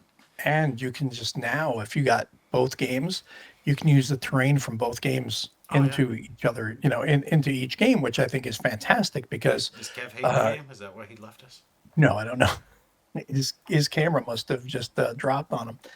But yeah, it says his camera and mic have to be reconnected. So I think he might have had problems with that. Yeah, if you guys And didn't there hear we go. the game, Assault Sicily 43, it's excellent. I talked about it about a year ago, Yep. Yeah. and Yep. it's just phenomenal. He has done The such a good Assault job with that system. games.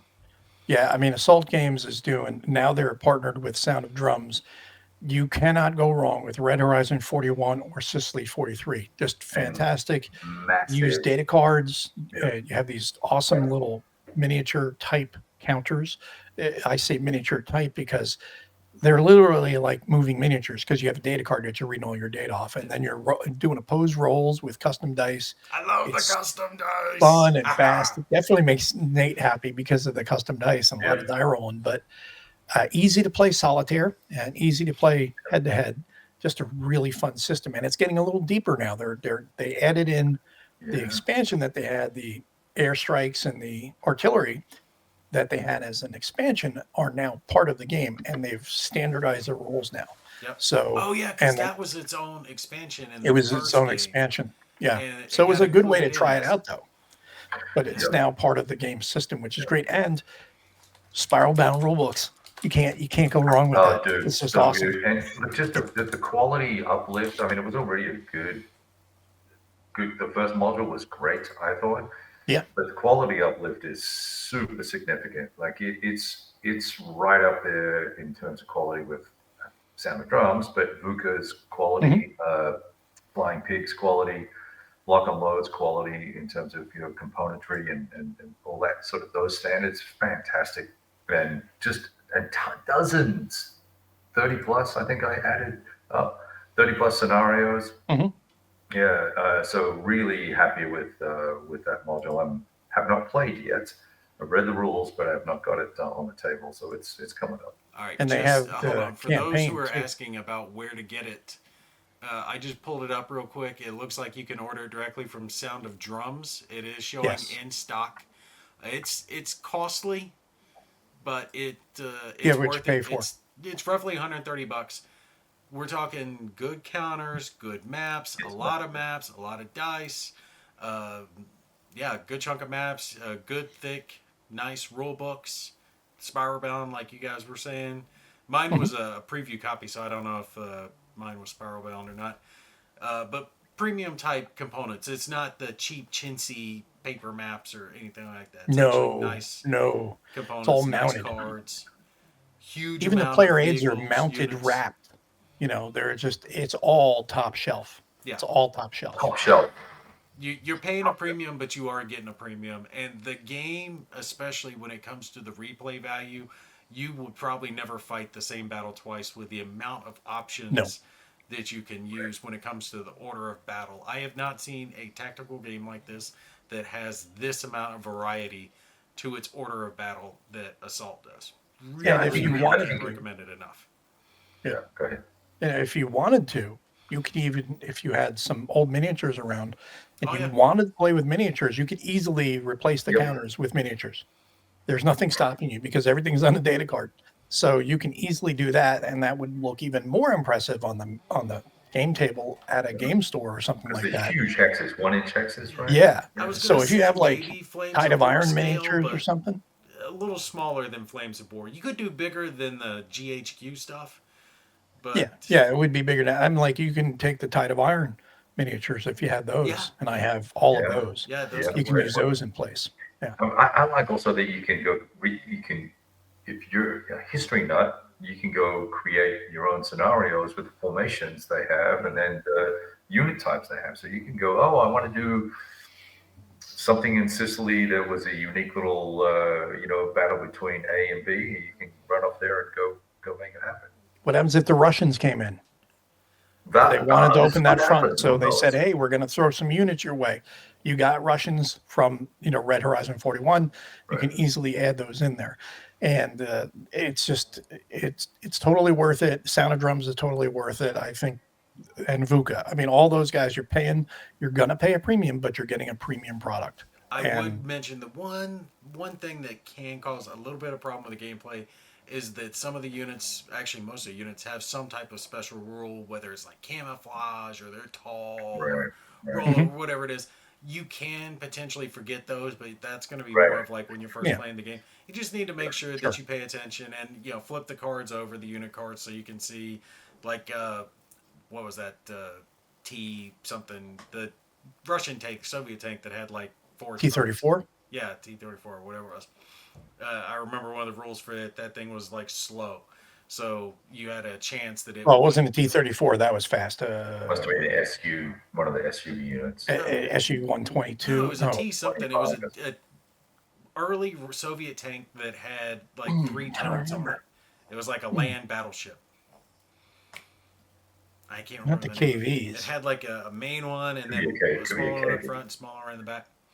But Sounds like anyway, a there's special rules to the units, and because of that, you don't want to forget it because it can add a modifier here, a modifier there. I think it's T35. That's it, T35.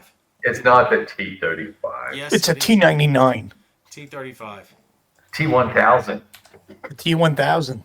That's the old model. But yeah, I mean, Yes, we T35. definitely are all That's the one singing I'm its talking about. we're all singing its praises for a reason. Go check it out. I just did like a really detailed unboxing showing you all the components. You'll see for yourself. And I know Kev has talked about it as well. Gimpy's done videos on it also. We have all talked about it. We've all played it. We've all loved it. And, this is something at first that I remember Kev was not too keen on. He was like, it's going to be kind of silly. And then he played it. He's like, damn it, this is good. Yeah, I think yeah, it's I because like it was colorful. He's like, games can't be colorful. Well, at first No. it does you do think it almost like it's going to be a little too light. And then you play it and you're like, this is not light. I mean, it's light, but it's not Yeah. it's not a cheesy Different light. directions for the armor. You got Streamlined. landmines, you got barbed wire, you got fortifications, you got pillboxes, you got air raids. And with the armor, you get hit in the front, side, rear, top. You have Yeah. different dice that you roll based on your location. Yeah. So you better Infantry dice are are when you hit just the left front. out in the cold. If they're in the clear, they do Yeah. have a defensive dice because they can Mhm. hunker down, lay down on the ground. Check out my channel. And I now got a they've got video new where I terrain. played with the publisher, designer publisher of the game, Wolfgang. We played. I think it was from the first game. We played a scenario. I can't remember if it was first or I do. second, but we played a game. It came down to a. That was on nail-biter Tabletop at- Simulator, right? What's that? You guys played that on TTS, right? Yeah. Tabletop Simulator. And it was just a blast. I mean, a couple hours of us sitting there. I think actually I broke it into a couple of videos. Excellent game. Actually, it's not as bad as you think. No, it actually works really good because I will say that it's probably about the same as any other opposed die rolling game. It's not too swingy because it really does matter. Like we were saying, armor. If you're going to attack the front, you're attacking the Right. toughest part of the tank. If you go for the side or the rear, it's the weaker part of the tank. So there's still a chance that they can save, but it's not as high as it is if you go after the front. You go after the front, you probably can expect your round to bounce off. Yeah, You and have a if good you chance dig of your that. infantry into a building that it's like a heavy Yes. building, so it's got heavier fortifications, they're Mhm. much more likely to survive, but you can still get a shot through. Yes. I've Yeah. had some of my guys And just picked out, they had a multitude of dice of defense, and it just came Mhm. up shit. So, yeah. yeah, you can blast through anything. Charles saying sounds like his miniature rulebook from 1973 for armor. But yeah, no, I definitely strongly recommend it, and it's available. So definitely put your order in. And I'm telling you right now, you will not be dissatisfied. Yeah. And I will also warn you though, it is a big box. You're going to Yeah. need, Yeah. you're not going to put it on your regular shelf. I'll tell you that. If you Yeah. do, it's going to take up the entire shelf laying flat. But it's So worth it. that's something to keep in mind. It's beastie. But totally worth it. And again, like I said, glad that that Wolfgang and Uwe have hooked up because that's going to be a great team. I think it's going to be great for Sound of Drums to expand their catalog, and it's going to be great for Wolfgang having the extra reach, and then the publishing know-how from Uwe already together are just going to be a great partnership. So I mean, we're getting some fantastic stuff coming from Europe. VUCA and Sound of Drums, Assault Games. We're living in good times, gentlemen. I'll tell you that. Happy days. Hell yeah. So before we sign out for the evening, what is everyone thankful for? Guys in the chat, put it down below yourself what you're thankful for this year. Anything with wargaming, with your life, with whatever. You want to be serious, you want to be goofy, Well, have at it. I always heart Nate, boobs. Nate, you're up first. So boobs. Well, I'll show you the newest member who's been sitting with me the whole time here that you should know about. Oh, That you actually helped me with there, Mr. Mo. yeah. What's the name? This is Bingo. Bingo, nice. Bingo's Oh, tired. what a He's a cutie. little boxer mix. Yeah, I can tell he's a little boxer. I love boxers. They're so great. That's you, Bingo. He's a cutie. How old is he? 3 months. Oh, what a 3 cutie. months. So the kids are excited. They've loved him. My little girl spent more time with him than anyone else. Like they just lay there and cuddle with him. He plays with them. Nice. This has worked out a lot better, and we did end up finding Wyatt a good home. He's already got another dog Good. friend, so that worked out. He needs it. He needs someone that's going to keep up with his energy levels. It just with me being disabled, I was barely able to walk him. She couldn't walk him, and the kids were scared of him, and it just wasn't working out. And I know he wasn't happy with our living situation, and we wished we could have done it. We tried everything to make it work, and it just didn't. And honestly, I wish they had been more honest with us, because if we'd known more about the breed beforehand, we would have gone a different direction, but we didn't realize that, and evidently that's something that breed is notorious for. Yeah. Right. And It's a we're high like, drive. "Look, yeah, I'm big enough to handle him, but I also walk with a cane. You should have, like, you could see that. Yeah. You should have mentioned that to us, like, from moment one." But evidently he's, like, with a farm now, and he has a female good. dog friend. That's Got a awesome. lot of room to roam, which is good. That's what he didn't have the room here. Yeah. I gotta admit, I choked up a little bit. I did not want to, lose my boy, but it would be unfair of me to keep him in a situation that didn't work Mhm. for him. Well, he ended up in a good situation, which Yeah. is a positive, conclusion to that situation, which is what you want. You want him to be happy in a better situation than he Yeah. was in Well, your now you situation with you guys. now you rescued somebody else, right? So Yeah, well, he That's good. evidently, I Good think thing. I mentioned this to you guys. The hurricane that came through in my state, and Mhm. that's just a couple hours from me, and it devastated the area. So they were rescuing thousands of dogs, and a wow. lot of these dogs Mhm. were pregnant, and they were having puppies, and all the shelters were inundated with just hundreds of dogs. They were trying to spread them around as much as they could, and we ended up going to a couple of their meet and greets, and sadly one of them, they had rescued from a hoarder, and she showed me videos of what the place looked like where they had rescued the dogs. And it was sad that anyone had allowed it to get to that. It was worse than anything you'd ever seen on TV. No Mm. way. We're talking like hundreds of dogs. There were so many dogs in this decrepit building that they were literally on top of each other. Right? And they told me they rescued 160 dogs. And I'm like, if you rescued 160, how many had to be put down because they were sick, injured, diseased, Mm. whatever. And it's good that they were able to rescue those, but how many suffered that didn't need to, Yeah. I am extremely dog friendly, so I hate seeing anything like that happen.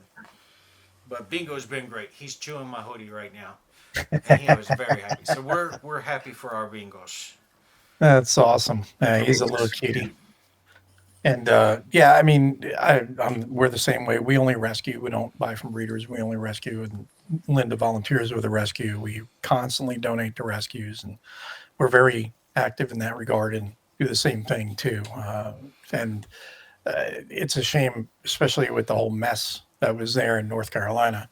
Um, it's a it's a it's just a giant clusterfuck on so many levels. That could have been a lot of that could have been avoided and handled much better.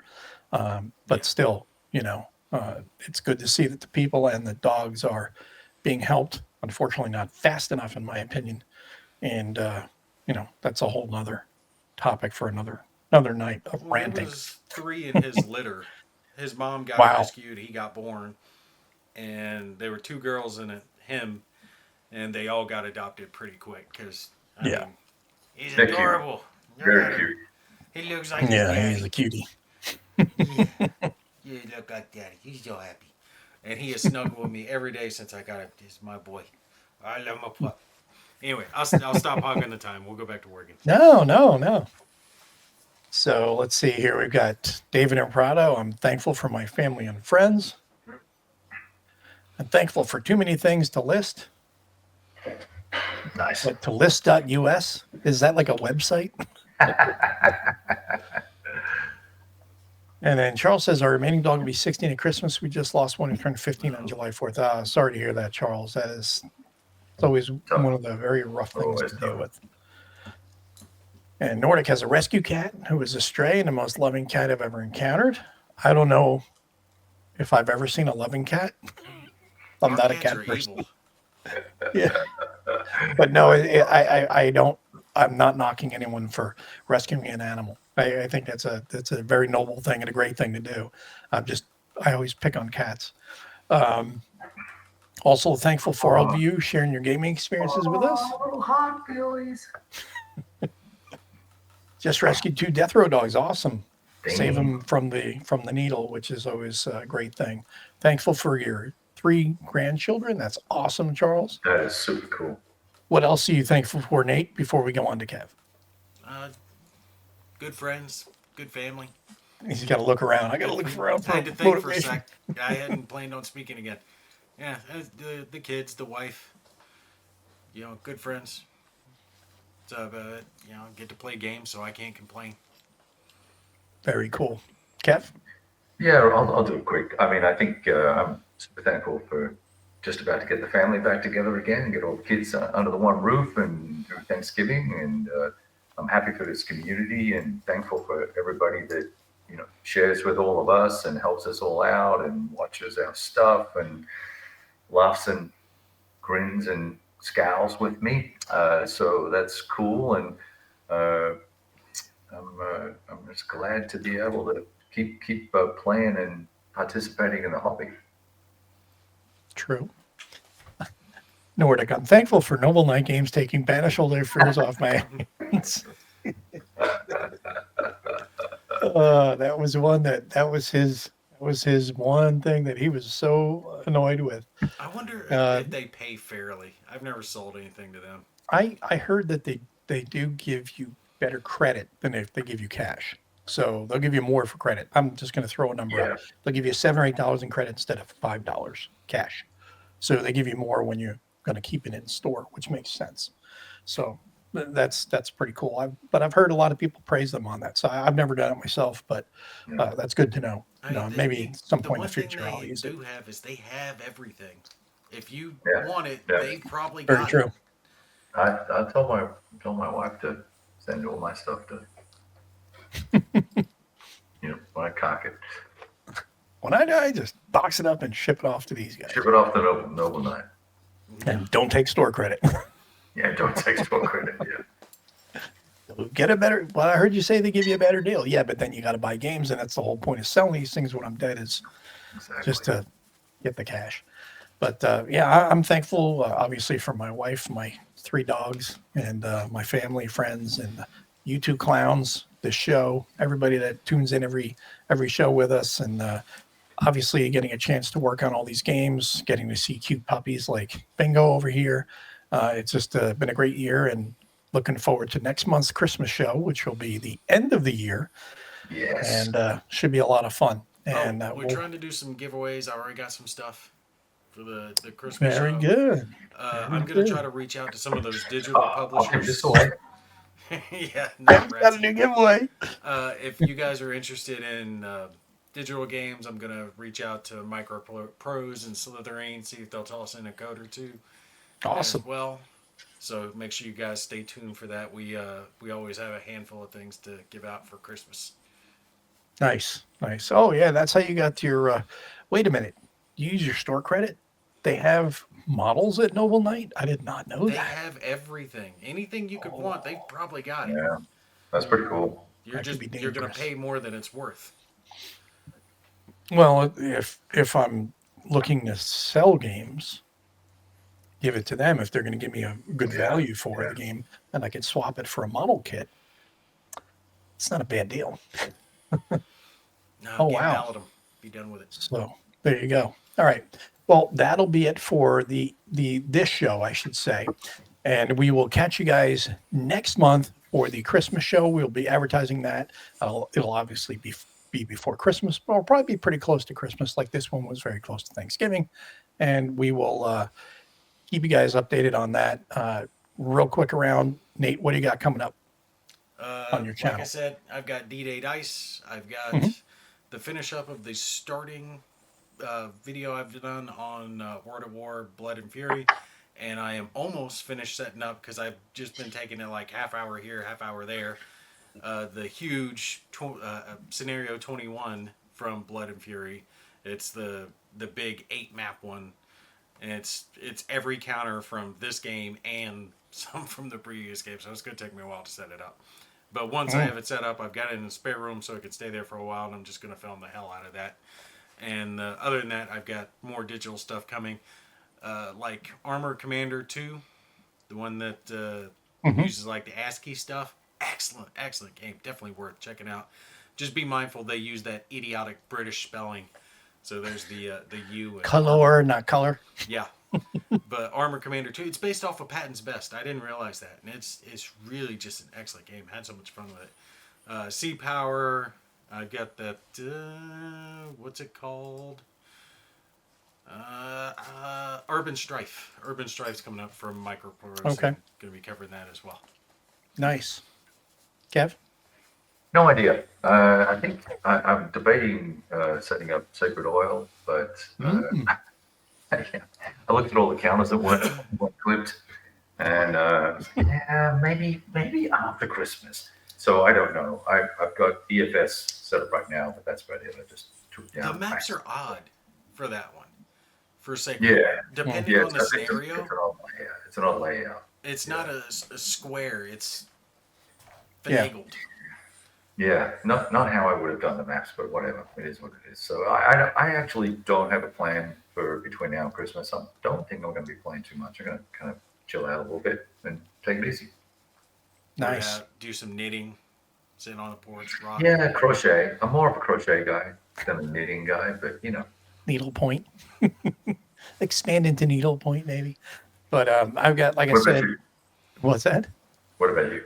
Well, like I said before, I've got Gramps Learn to Play coming up. There's going to be 2 videos in that one because they're really detailed. Merv, the developer on the game, worked on that with me on that, and he was really detailed. So there's going to be 2 videos on that, and then we've got the Aaron Armor videos, which will be coming out soon as well. I know everyone's been waiting for them. We've been wanting to get them out. Just they were last edits that Bruce had to get through some other parts of his other projects before he can get to this, and now he's got half of the edits done. He's sending those over to me. I'll get working on those while he does the last half of the edits, and then I'll add those in, and hopefully in the next 2 weeks, maybe sooner. I don't know how fast he'll get the other ones done, but sometime in December, we'll have Aaron Armor videos out finally, which And then Purple Haze. and Purple Haze, I'm going to sit down and play some of that this weekend. That I don't know if I'm going to shoot video or not. I'm going to probably just play around with it, refamiliarize myself with it first, because I don't like, if I'm going to shoot any video, I want to be familiar with the game before I sit down and do it, because otherwise I'm going to be like, oh yeah, what was that rule? I mean, screw that. I'd rather be familiar with it and then play through it. Don't let And then getting the rules. Don't let getting the rules right get in the way of it. yeah, that's true. I could do that and say screw it, and then everybody can correct me on it like they always do when you do a live playthrough or any type of playthroughs. But and then what we'll do is we'll play some 6 Days in Fallujah on Friday night. Hopefully, we can figure out a way to stream that as well. I think that'd be kind of neat. So that's where we're going to be at. And like I said, next month will be our holiday show for Christmas, and we look forward to seeing you guys there. Have a great Thanksgiving, everybody. Have a good night.